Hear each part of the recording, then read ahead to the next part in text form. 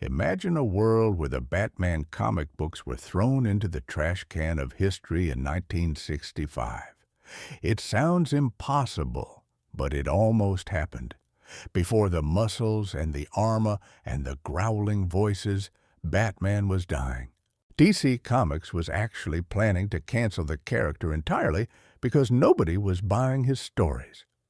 But then on January 12th, 1966, exactly at 7:30 in the evening, a colorful explosion hit the television screens of America and changed pop culture forever. We are going back to the premiere of the original Batman TV series.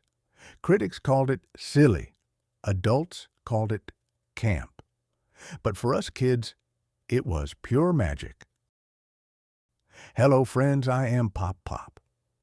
Today we are not talking about a superhero movie. We are talking about the wildest, most dangerous, and most accidental success story in Hollywood history.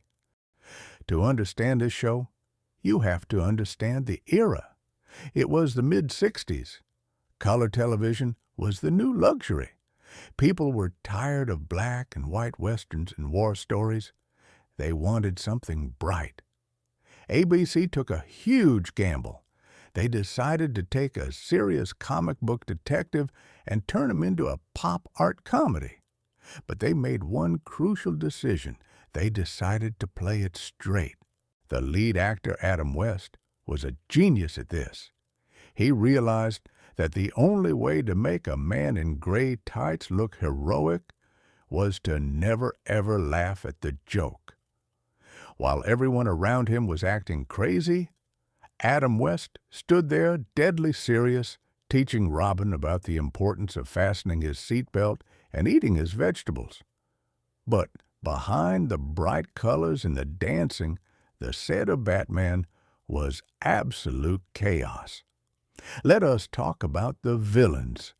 The producers wanted the biggest stars in Hollywood. Did you know that the legendary Frank Sinatra desperately wanted to play the Joker? It is true. He was reportedly furious when the role went to Cesar Romero. And speaking of Cesar Romero, he provides one of the funniest details of the show. Romero was a classic Latin lover type, and he was very proud of his mustache. When the producers told him he had to shave it for the role of the Joker, he simply said, "No."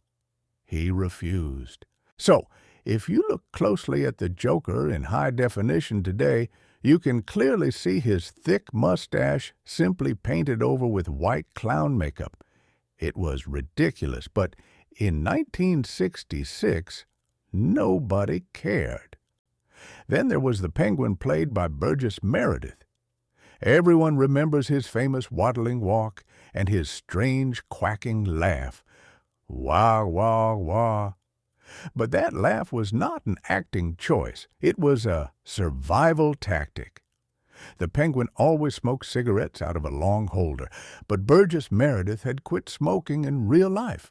The smoke from the prop cigarettes constantly irritated his throat and made him cough.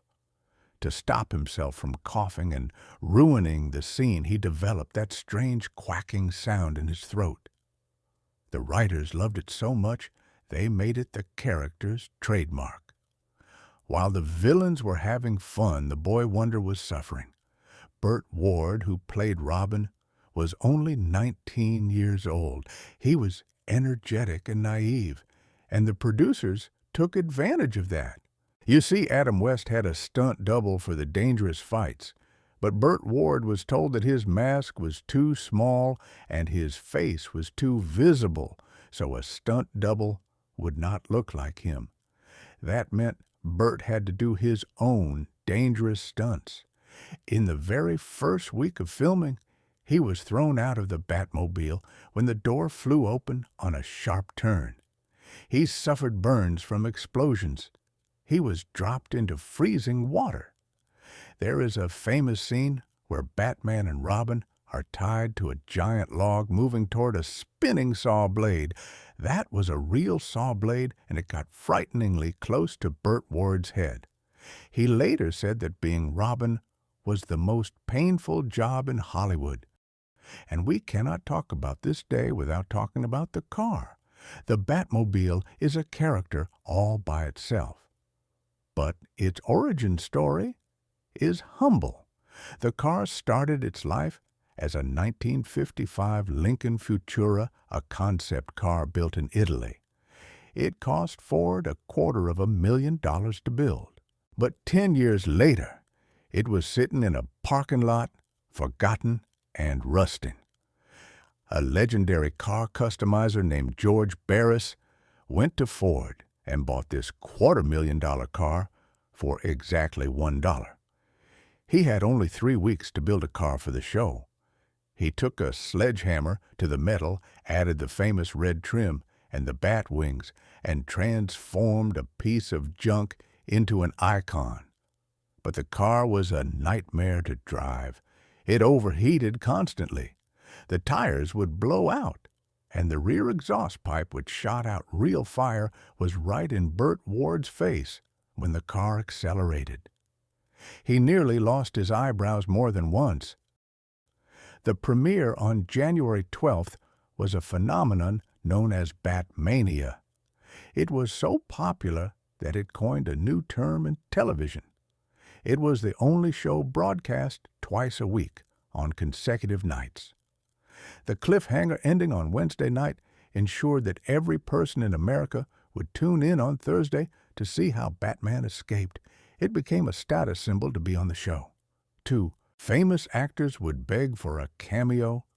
That is why we had the famous window scenes. Every time Batman and Robin climbed a wall using the bat rope, a celebrity would pop their head out of a window. Sammy Davis Jr., Jerry Lewis, and even Santa Claus appeared just to say hello to the dynamic duo. Critics at the time hated it. They said it was making fun of the source material. But they were wrong. This show did not kill Batman. It saved him. The massive sales of merchandise, lunchboxes, toys, and capes poured money into the industry.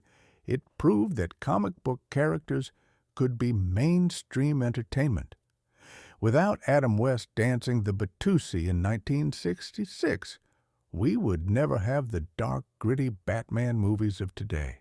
The bright knight had to walk, so the dark knight could run. So the next time you watch a modern superhero movie with its computer graphics and serious themes, take a moment to remember January 12th, 1966. Remember the day when a man in gray tights bought a car for $1, painted over his mustache, and saved the world with a can of shark repellent spray. It was silly, it was campy, but boy, was it glorious. Now, I want to see if you were paying attention to the details of this crazy story.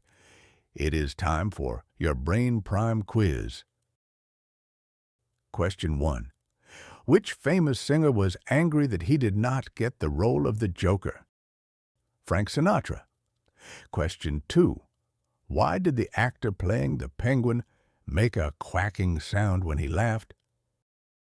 The cigarette smoke irritated his throat. Question 3. How much money did the designer pay to buy the original car that became the Batmobile? $1. You did wonderful today. You know, sharing these memories with you is the highlight of my day. It brings the past right back to life. Now, before you go, I am very curious. Who was your favorite villain? Was it the Joker with his painted mustache? Or maybe the quacking penguin? Let me know in the comments below. I sit down and read every single one of them with my morning coffee. Thank you for spending part of your day with me. Until next time, keep your spirits high and your memories bright. Bye now.